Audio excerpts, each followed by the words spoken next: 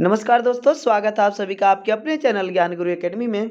बच्चों, आज का जो क्लास है बहुत ही महत्वपूर्ण है आप लोग का बच्चों, क्योंकि आज मैं आप लोग को पढ़ाने वाला हूं बच्चों चैप्टर नंबर 5 शिक्षा शास्त्र के चैप्टर नंबर 5 के जितने भी महत्वपूर्ण अति लघु उत्तरीय प्रश्न थे बच्चों, सारे महत्वपूर्ण अति लघु उत्तरीय प्रश्न बच्चों जो कि 4 नंबरों के पूछे जाते हैं, मैं इसी वीडियो में कवर कराने वाला हूं बच्चों। चैप्टर नंबर 5 से जितने भी महत्वपूर्ण प्रश्न बन सकते हैं बच्चों, सारे प्रश्नों को मैंने इस वीडियो में कवर कराया है। ठीक है, तो आइए देखते हैं बच्चों प्रश्न संख्या 1।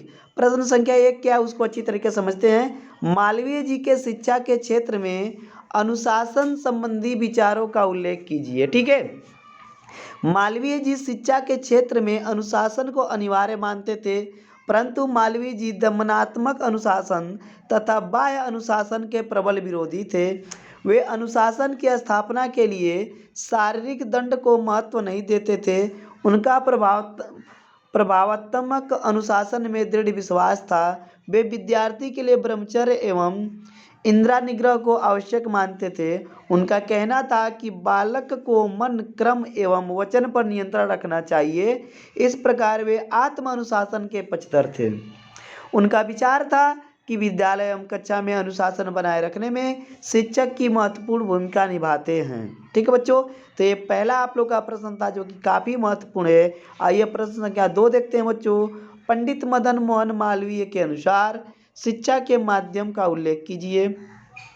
मालवीय जी का मुख्य नारा हिंदी, हिंदू, हिंदुस्तान था। वे सदैव राष्ट्रभाषा अर्थात मातृभाषा के माध्यम से ही शिक्षा प्रदान करने के पक्षधर थे।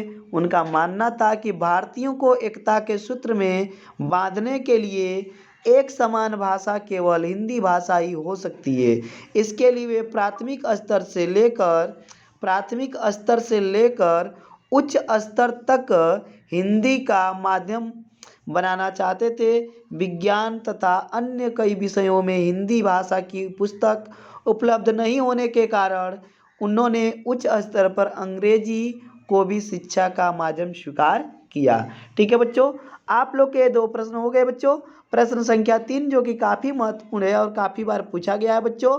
भाषा एवं धर्म की शिक्षा के विषय में मालवीय जी के विचारों को व्यक्त कीजिए। मालवीय जी हमेशा से भाषा और धर्म की शिक्षा के पक्षधर थे। उनका मानना था कि भाषा और धर्म की शिक्षा दिए बिना अपनी संस्कृति का उत्थान न किया जा सकता है। मालवीय जी का विचार था कि भारतीयों को एकता के सूत्र में बांधने के लिए भाषा के रूप में हिंदी की शिक्षा तथा धर्म के रूप में हिंदी यानी कि सनातन धर्म की शिक्षा देना अनिवार्य है। ओके डियर, चलिए प्रश्न संख्या 4 की तरफ चलेंगे बच्चों। काफ़ी महत्वपूर्ण प्रश्न है, काफ़ी बार पूछा गया प्रश्न है। गांधी जी द्वारा प्रतिपादित समवाय यानी कि सानुबंधी शिक्षण विज्ञान क्या है बच्चों। गांधी जी द्वारा प्रतिपादित समवाय यानी कि सानुबंधी शिक्षण विधि के अनुसार शिक्षा के साथ साथ कौशल विकास पर पर्याप्त बल दिया जाना चाहिए। वह शिक्षा का उद्देश्य केवल रोजगार प्राप्त करना नहीं मानते थे, बल्कि चरित्र निर्माण को महत्व भी देते थे।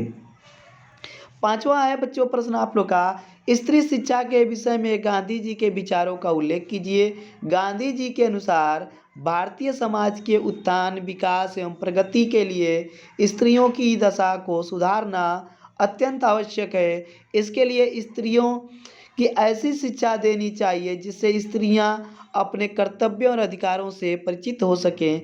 इसके लिए वे स्त्रियों को गृह विज्ञान, गृह परिचर्या, बाल मनोविज्ञान, स्वास्थ्य एवं सफाई के नियम आदि तथा सामान्य शिक्षा प्रदान करने के पक्षधर थे।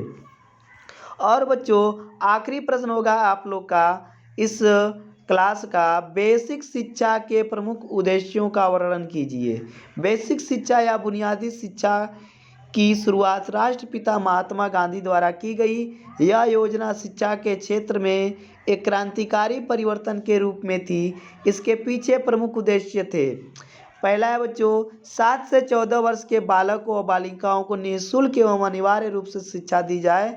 दूसरा है शिक्षा का माध्यम मातृभाषा हिंदी हो। और अगला है शारीरिक श्रम को अधिक महत्व दिया जाए। शिल्प शिक्षा की अनिवार्यता पर बल दिया जाए।